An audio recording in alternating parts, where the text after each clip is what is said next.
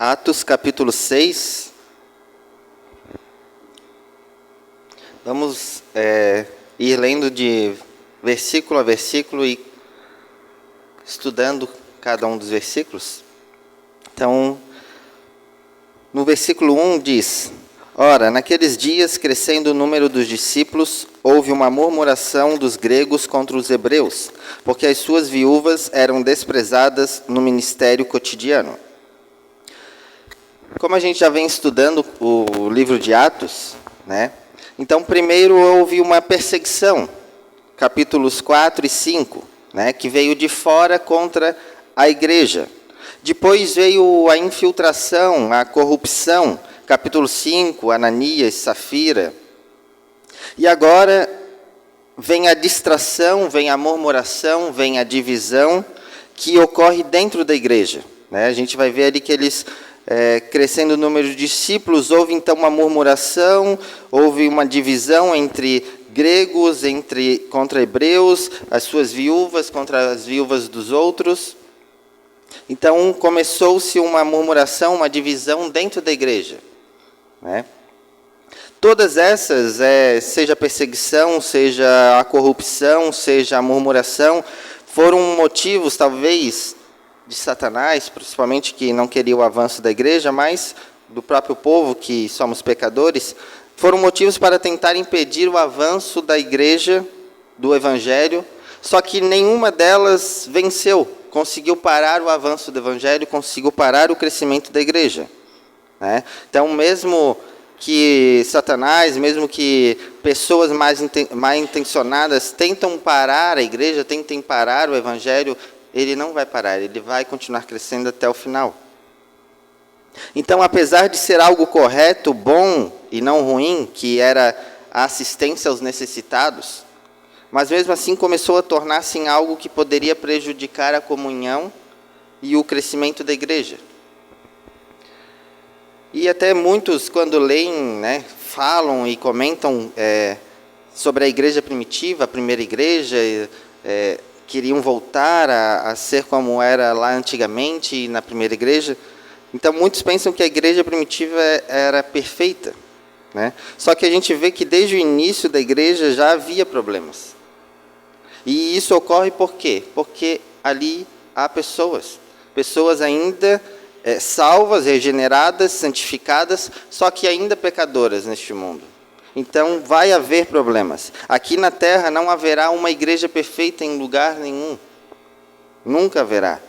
Mas isso também não é uma desculpa, um motivo para que a gente não se esforce em tornar a nossa igreja melhor e cuidar para que os problemas que surjam, eles sejam resolvidos na orientação do Espírito para o bem do corpo.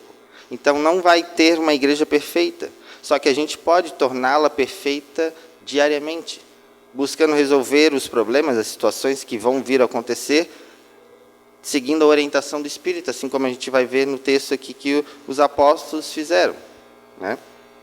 E a igreja, em seus primeiros dias, ela ainda não possuía uma formação completa, né? Uma formação formal, com oficiais, com líderes, com exceção dos apóstolos. Eles foram dirigidos, esqueci a palavra agora, foram indicados pelo próprio Senhor Jesus, né? Então, eles eram os líderes da igreja. Só que não havia uma liderança formal de diáconos, de pastores, de presbíteros, não havia isso ainda. Havia os apóstolos que eles estavam liderando a igreja, estavam cuidando da igreja, né? Então, eram eles quem lideravam a igreja e cuidavam praticamente de todas as coisas, né? A gente viu mais para trás que o povo vendia os seus bens e depositavam aos pés dos apóstolos para que então eles cuidassem da organização. Então, eles estavam cuidando de toda a organização e liderança da igreja. Só que eram somente 12, né? E com um crescimento numérico e com os problemas surgindo, isso exigiu deles que eles começassem a se organizar e escolher líderes para auxiliar na igreja, né?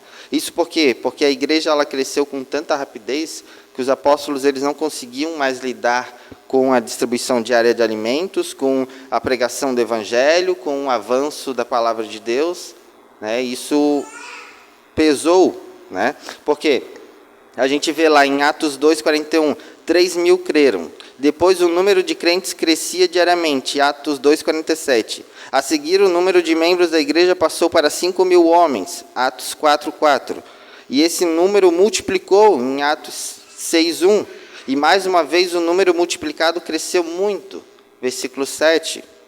Então, como resultado disso, né, acabou-se que com o aumento do número de discípulos, de cristãos, começou a ocorrer isso, de alguns judeus gregos que foram negligenciados na entrega, na distribuição ali para suas viúvas, né? Aqui pelo contexto, aqui vai falar, né, na CF vai dizer que houve uma murmuração dos gregos contra os hebreus, né? Pelo contexto da situação, os gregos que aparecem aqui no texto indicam ser judeus da fala grega, porque o evangelho ele ainda não havia chegado até os gentios, então não poderia ser gregos, de ser pessoas gentis. Então esses judeus aqui eram judeus, esses gregos eram judeus helenistas, que eles chamam, ou seja, judeus da diáspora, judeus de outras partes do mundo que provavelmente se converteram ao cristianismo no Pentecostes. Era comum os judeus vir até Jerusalém nas festas, nas comemorações, e ali eles estavam em Pentecostes, né? Muitos desses judeus da diáspora até voltaram a Jerusalém para morar, e alguns deles se converteram e entraram para a igreja, né? E os judeus que eram nativos da Palestina, eles falavam principalmente o aramaico, né? Só que os judeus que tinham vivido no mundo mediterrâneo, fora da Palestina, eles falavam grego. E, às vezes, até muitos não conheciam o aramaico, por causa que já provavelmente viviam há muito tempo fora da região e não falavam esta língua, falavam outra língua, né? Então, nem conheciam, talvez, o aramaico. E a assimilação de aspectos da cultura grega fazia com que os judeus da Palestina desconfiassem deles. A gente sempre sabe que tem aquele problema de judeus com samaritanos, judeus com gentios, então provavelmente aqui também tem judeu contra judeu vindo de outra parte, que não tinham os mesmos costumes, não seguiam as mesmas regras, né? William Barclay comenta sobre o fato de que havia duas classes de judeus na igreja cristã. O primeiro grupo era composto pelos judeus que moravam em Jerusalém e Palestina e falavam o aramaico, o idioma ancestral. Esse grupo orgulhava-se de não ter assimilado nenhuma estrangeirice em sua cultura. O segundo grupo era formado pelos judeus que haviam morado fora da Palestina por muitas gerações, mas que depois do Pentecostes permaneceram em Jerusalém. Esses judeus haviam esquecido o hebraico e falavam o grego. Os orgulhosos judeus de fala aramaica tratavam com desprezo os judeus estrangeiros.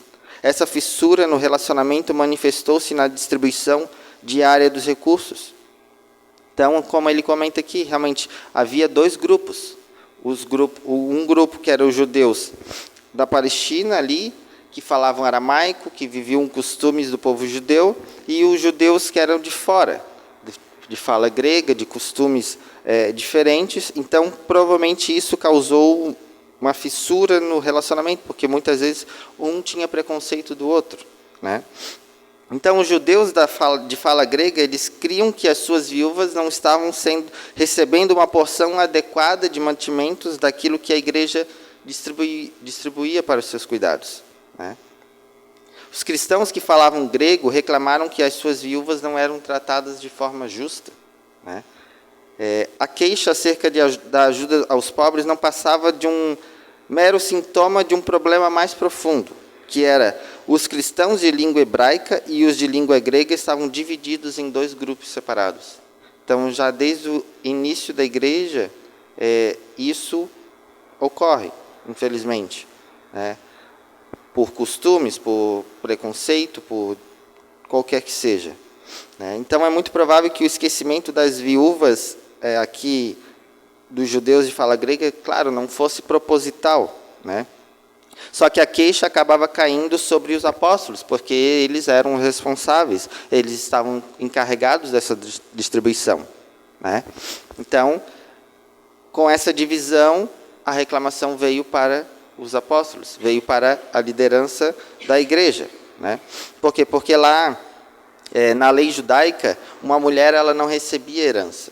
Ela era dependente ou do seu marido, no caso aqui é uma viúva, o marido faleceu, ou de algum outro parente, né? Então, as viúvas eram pessoas sem qualquer meio de sustento, que recebiam da comunidade cristã o necessário para viver. Então, a igreja ela se encarregou de ajudar aquelas que faziam parte do seu corpo, aquelas que eram viúvas, que sabiam que não tinham, não recebiam nada, que não tinham como sobreviver. Então, a igreja começou a ajudá-las, começou a distribuir ali para que elas pudessem sobreviver, né? E daí onde começa essa questão entre gregos contra hebreus, né? No versículo 1. E agora vamos ler o versículo 2, que diz: E os 12, convocando a multidão dos discípulos, disseram: Não é razoável que nós deixemos a palavra de Deus e sirvamos às mesas. Então, uma medida imediata precisava ser tomada para corrigir o problema, né? No versículo 1, começa-se uma murmuração dentro da igreja, uma divisão dentro da igreja. Então, agora, precisa ser tomada uma medida, né? Algo precisa ser feito para que esse problema, essa murmuração, seja resolvido, né? Então, os apóstolos, eles não foram negligentes, eles não foram remissos, omissos, eles agiram com rapidez, com sabedoria para acabar com este problema, porque esse problema ele colocava em risco a paz interna da igreja e também o seu testemunho externo, porque as pessoas viam o que a igreja estava fazendo, que estava cuidando dessas viúvas, dessas pessoas que eram necessitadas. Então, se de repente algumas não eram cuidadas, não eram tão bem cuidadas, até o testemunho externo da igreja seria prejudicado. E claro que a paz interna também, principalmente porque a divisão iria aumentar, a murmuração iria aumentar, né? Então, o que aconteceu? Os 12 apóstolos, eles reuniram toda a igreja e fizeram ver que essa responsabilidade de cuidar dos pobres tinha se tornado em algo que estava fazendo eles tirarem a atenção e o foco do que realmente era a função deles, que era a pregação e o ensino da palavra, e a oração. E eles não poderiam dividir o tempo entre as duas coisas, trazendo prejuízo ao ministério da palavra, porque a tal negligência não era razoável. Então, Jesus tinha dado uma ordem para eles irem pregar, para eles fazerem discípulos, ensinar todas essas coisas que Cristo falou, que Cristo deixou. Então, esse era o ministério deles, levar a palavra de Deus, levar o evangelho, fazer com que o evangelho crescesse. Só que, claro, como eles eram os líderes da igreja, e o povo assim respeitava, sobrou para eles essa parte, né? Sobrou para eles deles terem que cuidar também dessa parte. Só que aqui no versículo 2 eles vão falar que não é razoável que nós deixemos a palavra de Deus e sirvamos às mesas, né? Eles não poderiam dividir o tempo entre as duas coisas, porque iria trazer prejuízo. Não iria ser bem feito com excelência tanto o ministério da palavra de Deus quanto o servir à mesa. Atos capítulo 6. Então, eles não poderiam negligenciar um pelo outro, nem o outro por este, né? Então, permanecer envolvidos em questões financeiras ou em servir refeições levaria os 12 a se distanciar da sua real prioridade, né? John Stott diz que não há aqui nenhuma sugestão de que os apóstolos vissem a obra social inferior à obra pastoral, ou a considerassem pouco digna para eles. Era apenas uma questão de chamado. Não que eles estavam dizendo, o meu ministério é maior do que isso não tem importância. Não, mas eles estavam dizendo, o meu ministério do qual eu fui chamado é para isto. É para a oração, para a palavra de Deus, para levar o evangelho. Então, eles não poderiam deixar de fazer uma coisa pela outra, porque as duas não seriam feitas com excelência que mereciam, né? Então, aos apóstolos foram confiados o ministério da palavra de Deus. Eles foram encarregados de ensinar a palavra e fazer discípulos de todas as nações. Cabia a eles o serviço da palavra e não o serviço das mesas. Embora fosse um trabalho justo e necessário, a assistência das viúvas, dos pobres, mas não era e não tinha que ser a prioridade dos apóstolos. Eles não podiam abandonar a oração e o ministério da palavra para focar em outra área. A distração seria uma armadilha mortal, tanto para eles quanto para a igreja que estava nascendo, que estava crescendo, e necessitava que a pregação continuasse, o evangelho crescesse, a palavra fosse levada. Então, era necessário que o povo fosse ensinado. Muitos talvez não conheciam Jesus, não ouviram as palavras de Jesus, então ouviam as palavras que Jesus deixou aos apóstolos, para que esses, então, continuassem o trabalho. Então, um ponto aqui não era culpar, mas descobrir o que poderia ser feito para remediar a aparente injustiça. Então, os apóstolos sabiam que a resolução do problema, ela precisava de apoio, de atenção, com certeza. Eles param isso. Eles veem essa murmuração, eles olham essas reclamações, eles param e vão agora agir, fazer algo para corrigir isso aqui, para contornar esse problema, para que parasse essa divisão dentro da igreja. Embora os apóstolos fossem sensíveis o bastante para reconhecer a natureza da questão, eles também foram cuidadosos para reconhecer as prioridades estabelecidas pela vontade de Deus sobre os líderes da igreja. Eles sabiam que ali havia um problema, só que eles não podiam deixar tudo, largar tudo para cuidar deste problema. E nenhum líder deve fazer isso. Porque o líder aqui, eles foram chamados para tal ministério, para levar a palavra, para oração, conduzir o povo. Eles não podiam largar tudo, deixar tudo para cuidar deste problema. Então, eles pensaram, sentaram, guiados pelo Espírito Santo, tomaram a decisão correta do que poderiam ser feito para que não prejudicasse um lado e para que corrigisse aqui o problema, né? Eles não podiam deixar de fazer aquilo que Deus os vocacionara para fazer, pregar e ensinar a palavra de Deus e conduzir a igreja em oração, a fim de servir as mesas. Era preciso fazer algo para suprir as necessidades dos cristãos carentes. O trabalho de administrar e distribuir assistência aos necessitados teria de ser algo contínuo. Não era algo feito uma vez na semana, é algo contínuo. Eles não podiam fazer um e o outro, né? Portanto, um ministério de serviço diferenciado, à parte do ministério da palavra. Então, aqueles que foram chamados para pregar... Calma aí que bugou o negócio aqui. Tá doido. Aqueles que foram chamados para pregar a palavra, eles precisam se aperfeiçoar no ensino e se ocupar na palavra, a fim de que eles sejam obreiros aprovados, né? Só vou desligar porque ele bugou.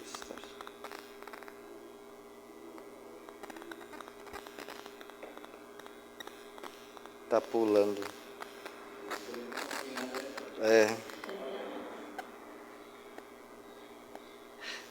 Então, aqueles que foram chamados para pregar a palavra, eles precisam se aperfeiçoar no ensino e se ocupar na palavra, a fim de que eles sejam obreiros aprovados.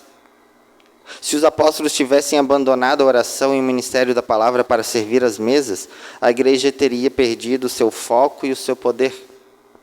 O crescimento da igreja, ela vem por meio da oração e da palavra. Esses sempre foram os dois principais instrumentos usados por Deus para levar a sua igreja ao crescimento saudável. E cada cristão ele tem uma função vital a desempenhar na igreja.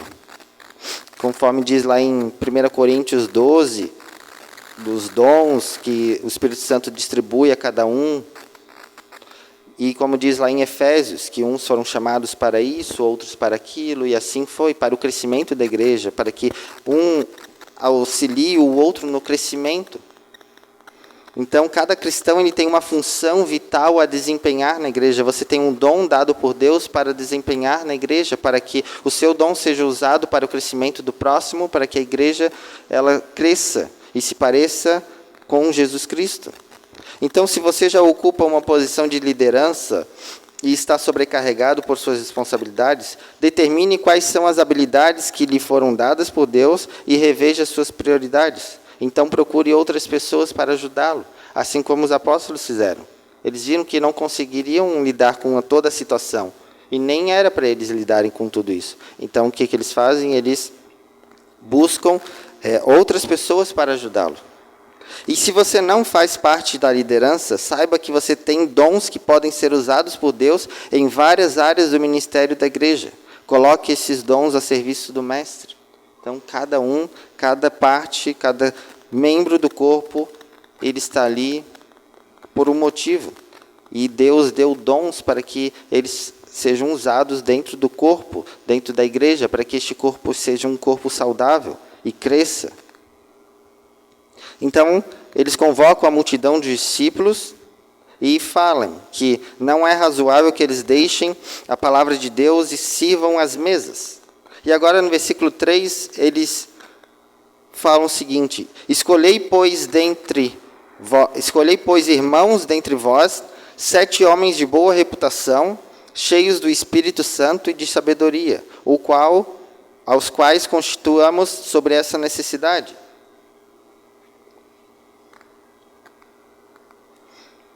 Um parênteses aqui, a palavra sirvamos, servir, do versículo 3, é o verbo diaconeu, e ministério, no versículo 1 e 4, é o substantivo diaconia, que é a mesma palavra traduzida em português, em outros contextos, por diácono.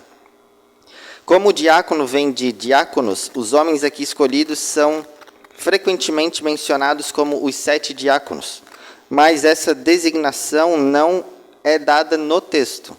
Provavelmente não havia um cargo técnico como o dos diáconos nesse estágio primitivo ainda da igreja, né? Alguns acreditam que aqui se inicia a função de diácono, né? Mas não é dito no texto isso, apesar de que aqui na Bíblia o título está Instituição dos Diáconos, mas assim pensa quem escreveu o título, né? Mas é o verbo usado e o substantivo seriam o mesmo. Então, aqui no versículo 3, os apóstolos, a fim de tratar a situação que estava ocorrendo na igreja, eles convocam a multidão dos discípulos e conferem a eles uma decisão de apresentar 7 homens. Só que não quaisquer homens. Eles não podiam ser quaisquer. Eles deveriam seguir tais requisitos, do qual eles deveriam cumprir para exercer o ministério, esse serviço na igreja. E isso nos deixa um exemplo a ser seguido, de como Deus quer que seja feito em sua igreja. Afinal, o Espírito estava guiando os apóstolos para tal resolução deste problema. Então, a liderança na igreja do Senhor, ela deve seguir tais requisitos para o bom testemunho interno e externo da igreja. Essas ainda são as 3 qualificações principais para os trabalhadores cristãos. Então, observe aqui os requisitos dos homens que cuidariam da distribuição dos alimentos. Primeiro, eles deveriam ter boa reputação. Depois, eles deveriam ser cheios do Espírito Santo e de sabedoria. As pessoas que têm grandes responsabilidades e que trabalham próximas às outras pessoas devem ter essas qualidades. Deve-se procurar homens e mulheres espiritualmente sábios e maduros para liderar nas igrejas. Isso são qualidades, porque quando isso não ocorre, a chance de dar errado é grande. Então, quando nós devemos escolher a liderança, as igrejas devem escolher sua liderança, deve seguir basicamente esses requisitos aqui. Então, deve-se procurar homens e mulheres espiritualmente sábios e maduros para, então, assumirem esse papel de liderança.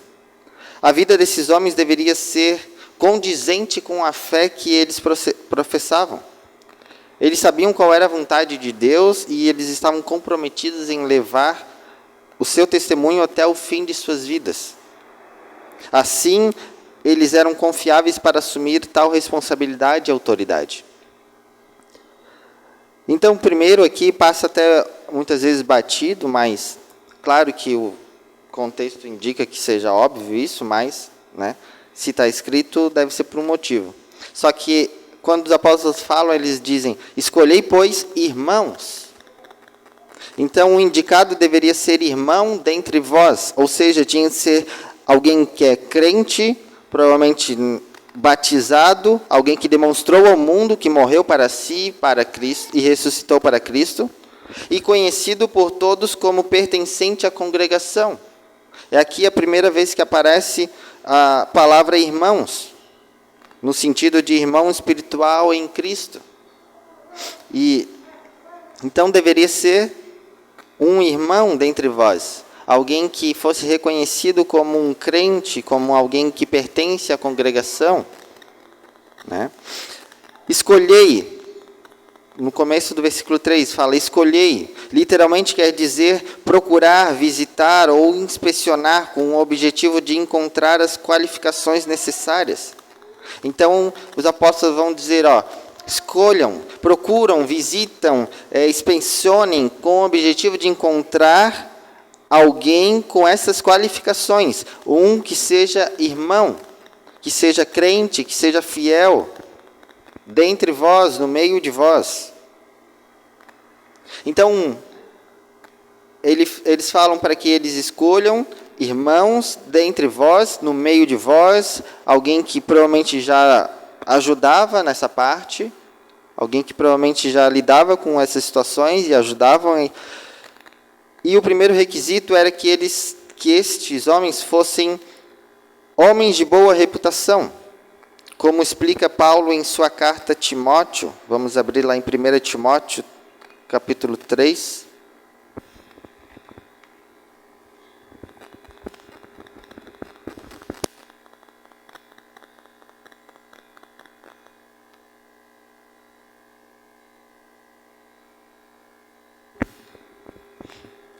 Primeira Timóteo 3, do versículo 8 ao 10.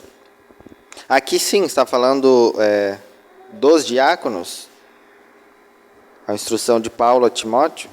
Diz, da mesma sorte os diáconos sejam honestos, não de língua dobre, não dados a muito vinho, não cobiçosos de torpe ganância, guardando o mistério da fé numa consciência pura.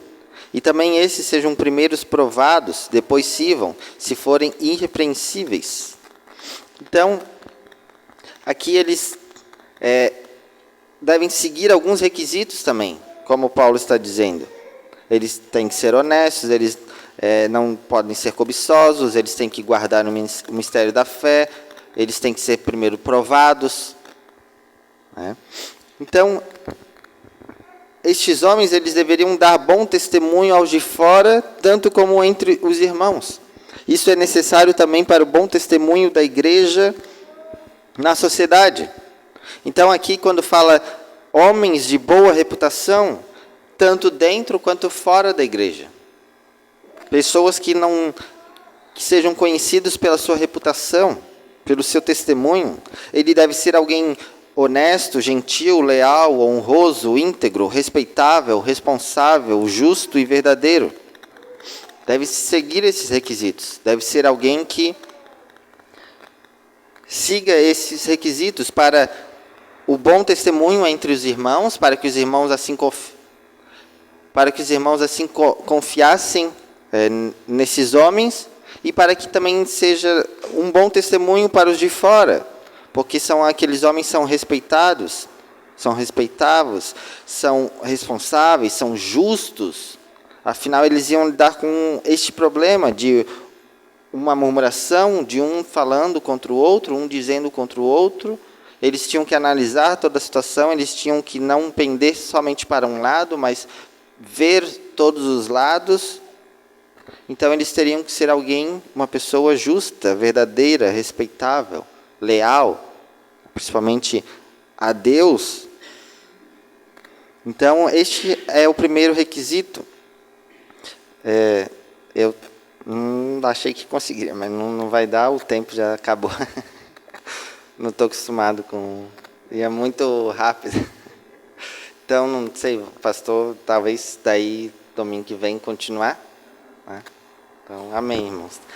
Domingo que vem a gente continua com o segundo, terceiro requisitos e continua falando sobre o objetivo dos apóstolos, que era realmente o ministério da palavra, que era a oração. Depois a gente vai ver também os indicados, né? O que os apóstolos, a decisão dos apóstolos e o que aconteceu, né?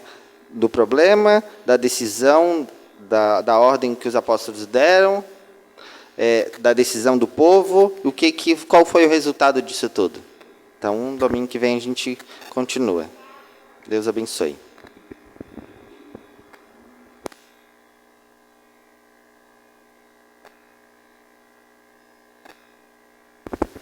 O bom de ser pastor é que eu posso dizer para os outros quanto tempo falta, né? E vocês não podem fazer isso comigo. Mas se fizerem também, né? Tá gravando, que legal. Bem, vamos ficar em pé e vamos orar. A gente já aprendeu aqui com o Mauro a importância realmente de escolher pessoas cheias do Espírito Santo, de sabedoria, para lidar com os problemas da igreja. Uma coisa muito importante que ele disse foi o desvio de função, né? A gente fala, aquele pastor é muito bom na obra social, temos um problema. A função dele é o ensino e a oração. Tem que ter alguma outra pessoa muito boa na questão social na igreja, e não é o pastor. Isso é fundamental entendermos. Aquele pastor é ótimo de tomar cafezinho, que bom, mas não é a função primordial dele. É importante, né? Mas não é primordial. Isso foi importante a gente destacar no texto. Vamos orar. Senhor Deus e Pai, nós te louvamos, Senhor, obrigado, Deus, pela vida do Mauro, Pai, que se dispôs, Senhor, a nos ensinar, a servir a Tua igreja por meio da palavra, que o Senhor continue o abençoando, o capacitando, fazendo crescer, Deus, também no ministério da palavra, Pai, abençoa a Tua igreja, que aqui está reunida, e que possamos, Senhor, como igreja cada dia mais, Deus, voltar aos princípios neotestamentários, sempre contextualizando, Pai, e aplicando, Senhor, as nossas realidades, Senhor. Esteja conosco. Em nome de Jesus, amém.